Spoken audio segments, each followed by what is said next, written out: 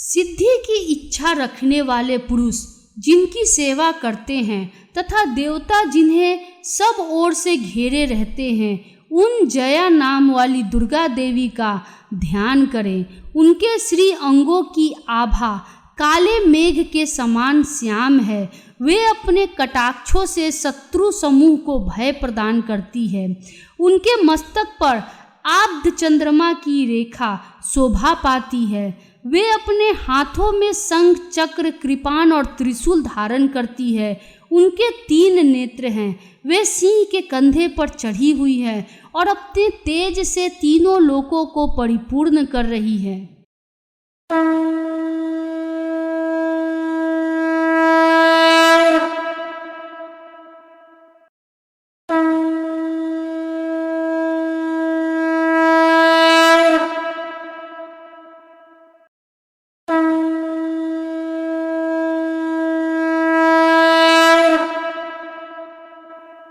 ऋषि कहते हैं, अत्यंत पराक्रमी दुरात्मा महिषासुर तथा उसकी दैत्य सेना के देवी के हाथ से मारे जाने पर इंद्र आदि देवता प्रणाम के लिए गर्दन तथा कंधे झुकाकर उन भगवती दुर्गा का उत्तम वचनों द्वारा स्तवन करने लगे।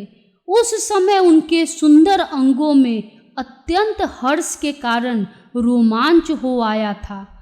देवता बोले, संपूर्ण देवताओं की शक्ति का समुदाय ही जिनका स्वरूप है तथा जिन देवी ने अपने शक्ति से संपूर्ण जगत को व्याप्त कर रखा है, समस्त देवताओं और महर्षियों की पूजनीया उन जगदम्बा को हम भक्ति पूर्वक नमस्कार करते हैं। वे हम लोगों का कल्याण करें। जिनके अनुपम प्रभाव और बल का वर्णन करने में भगवान शेषनाग, ब्रह्मा जी तथा महादेव जी भी समर्थ नहीं हैं, वे भगवती चंडिका संपूर्ण जगत का पालन एवं अशुभ भय का नाश करने का विचार करें। जो पुण्यात्माओं के घरों में स्वयं ही लक्ष्मी रूप से, पापियों के यहाँ दरिद्रता रूप से, शुद्ध अंतःकरण वाले पुरुषों के हृदय में बुद्धि रूप से, सत पुरुषों में श्रद्धा रूप से तथा कुलीन मनुष्यों में लज्जा रूप से निवास करती है, उन आप भगवती दुर्गा को हम नमस्कार करते हैं। देवी, आप संपूर्ण विश्व का पालन कीजिए। देवी, आपके इस अचिंत्य रूप का असुरों का नाश करने वाले भारी पराक्रम का तथा समस्त देवताओं और दैत्यों के समक्ष युद्ध में प्रकट किए हुए आपके अद्भुत चरित्रों का हम किस प्रकार वर्णन करें। आप संपूर्ण जगत की उत्पत्ति में कारण हैं। आप में सत्व गुण, रजोगुण और तमोगुण ये तीनों गुण मौजूद है, तो भी दोषों के साथ आपका संसर्ग नहीं जान पड़ता। भगवान विष्णु और महादेव जी आदि देवता भी आपका पार नहीं पाते। आप ही सबका आश्रय हैं। यह समस्त जगत आपका अंशभूत है, क्योंकि आप सबकी आदिभूत अव्याकृता परा प्रकृति है। देवी, संपूर्ण यज्ञों में जिसके उच्चारण से सब देवता तृप्त लाभ करते हैं, वह स्वाहा आप ही हैं। इसके अतिरिक्त आप पितरों की भी तृप्त का कारण हैं। अतएव सब लोग आपको स्वधा भी कहते हैं। देवी, जो मोक्ष की प्राप्ति का साधन है, अचिंत्य महाव्रत स्वरूपा है, समस्त दोषों से रहित, जितेंद्रिय तत्व को ही सार वस्तु मानने वाले तथा मोक्ष की अभिलाषा रखने वाले मुनिजन जिसका आभास करते हैं, वह भगवती परा विद्या आप ही हैं। आप शब्द स्वरूपा हैं। अत्यंत निर्मल ऋग्वेद, यजुर्वेद तथा उद्गीत के मनोहर पदों के पाठ से युक्त सामवेद का भी आधार आप ही हैं। आप देवी त्रयी और भगवती हैं। इस विश्व की उत्पत्ति एवं पालन के लिए आप ही वार्ता के रूप में प्रकट हुई हैं। आप संपूर्ण जगत की घोर पीड़ा का नाश करने वाली है। देवी, जिससे समस्त शास्त्रों के सार का ज्ञान होता है, वह मेधा शक्ति आप ही हैं। दुर्गम भव सागर से पार उतारने वाली नौका रूप दुर्गा देवी भी आप ही हैं। आपकी कहीं भी आसक्ति नहीं है। कैटभ के शत्रु भगवान विष्णु के वक्षस्थल में एकमात्र निवास करने वाली भगवती लक्ष्मी तथा भगवान चंद्रशेखर द्वारा सम्मानित गौरी देवी भी आप ही हैं। आपका मुख मंद मुस्कान से सुशोभित निर्मल पूर्ण चंद्रमा के बिंब का अनुकरण करने वाला और उत्तम सुवर्ण की मनोहर कांति से कमनीय है। तो भी उसे देखकर महिषासुर को क्रोध हुआ और सहसा उसने उस पर प्रहार कर दिया। यह बड़े आश्चर्य की बात है देवी।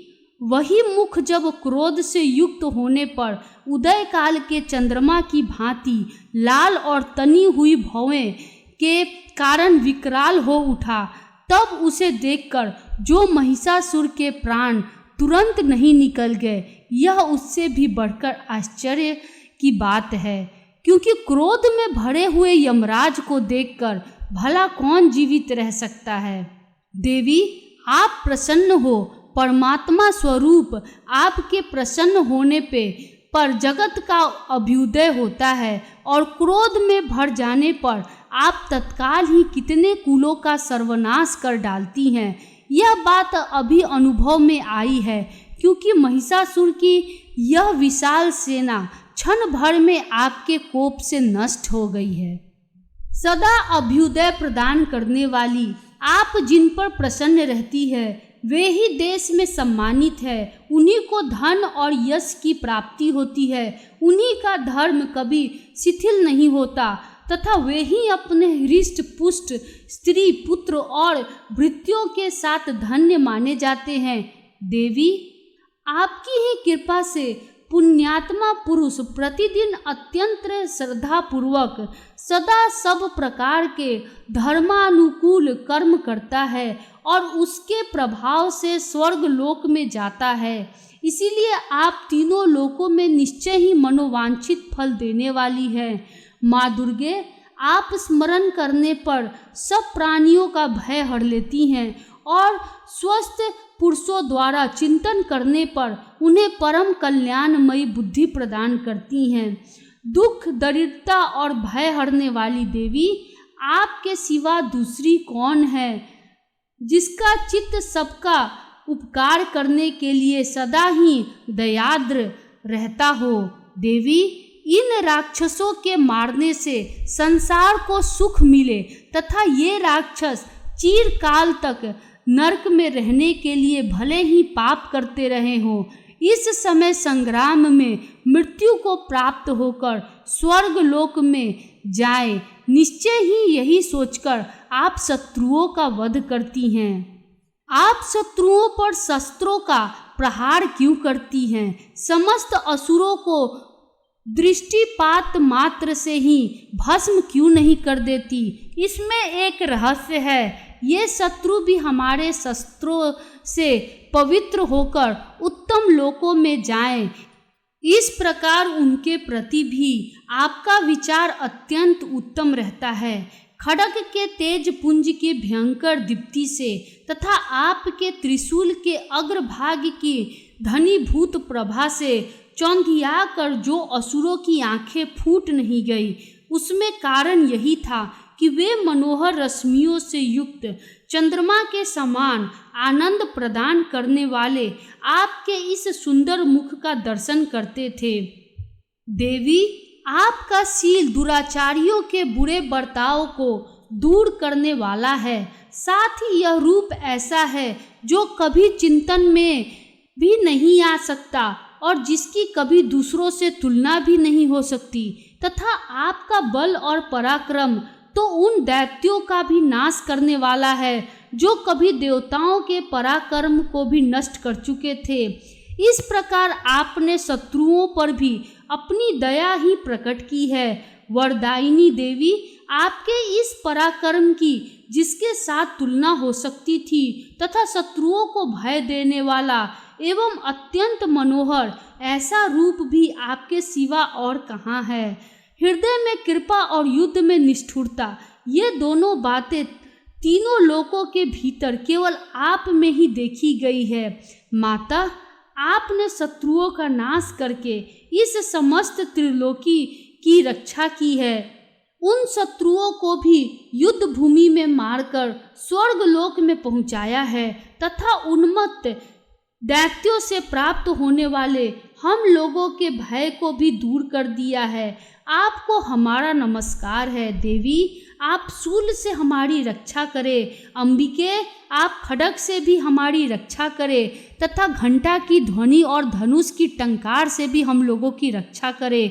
चंडिके, पूर्व, पश्चिम और दक्षिण दिशा में आप हमारी रक्षा करें तथा ईश्वरी अपने त्रिशूल को घुमाकर आप उत्तर दिशा में भी हमारी रक्षा करें। तीनों लोकों में आपके जो परम सुंदर एवं अत्यंत भयंकर रूप विचरते रहते हैं, उनके द्वारा भी आप हमारी तथा इस भूलोक की रक्षा करें। अंबिके, आपके कर पल्लवों में शोभा पाने वाले खड्ग, शूल और गदा आदि जो जो अस्त्र हो, उन सब के द्वारा आप सब ओर से हम लोगों की रक्षा करें। ऋषि कहते हैं, इस प्रकार जब देवताओं ने जगन माता दुर्गा की स्तुति की और नंदन वन के दिव्य पुष्पों एवं गंध चंदन आदि के द्वारा उनका पूजन किया, फिर सबने मिलकर जब भक्ति पूर्वक दिव्य धूपों की सुगंध निवेदन की, तब देवी ने प्रसन्न वदन होकर प्रणाम करते हुए सब देवताओं से कहा। देवी बोली, देवताओं, तुम सब लोग मुझसे जिस वस्तु की अभिलाषा रखते हो उसे मांगो। देवता बोले, भगवती ने हमारी सब इच्छा पूर्ण कर दी, अब कुछ भी बाकी नहीं है, क्योंकि हमारा यह शत्रु महिषासुर मारा गया। महेश्वरी, इतने पर भी यदि आप हमें और वर देना चाहती हैं, तो हम जब जब आपका स्मरण करें तब तब आप दर्शन देकर हम लोग के महान संकट दूर कर दिया करें तथा प्रसन्न मुखी अंबिके, जो मनुष्य इन स्तोत्रों द्वारा आपकी स्तुति करे, उसे वित्त, समृद्धि, वैभव देने के साथ ही उसकी धन और स्त्री आदि संपत्ति को भी बढ़ाने के लिए आप सदा हम पर प्रसन्न रहें। ऋषि कहते हैं, राजन, देवताओं ने जब अपने तथा जगत के कल्याण के लिए भद्रकाली देवी को इस प्रकार प्रसन्न किया, तब वे तथास्तु कहकर वहीं अंतर्धान हो गई। भूपाल, इस प्रकार पूर्व काल में तीनों लोकों का हित चाहने वाली देवी जिस प्रकार देवताओं के शरीर से प्रकट हुई थी, वह सब कथा मैंने कह सुनाई। अब पुनः देवताओं का उपकार करने वाली वे देवी दुष्ट दैत्यों तथा शुंभ निशुंभ का वध करने एवं सब लोकों की रक्षा करने के लिए गौरी देवी के शरीर से जिस प्रकार प्रकट हुई थी, वह सब प्रसंग मेरे मुंह से सुनो। मैं उसका तुमसे यथावत वर्णन करता हूँ। इस प्रकार श्री मार्कंडेय पुराण में सावर्णिक मनवंतर की कथा के अंतर्गत देवी महात्म्य में शुक्र आदि स्तुति नामक 4वां अध्याय पूरा हुआ। जय माता दी।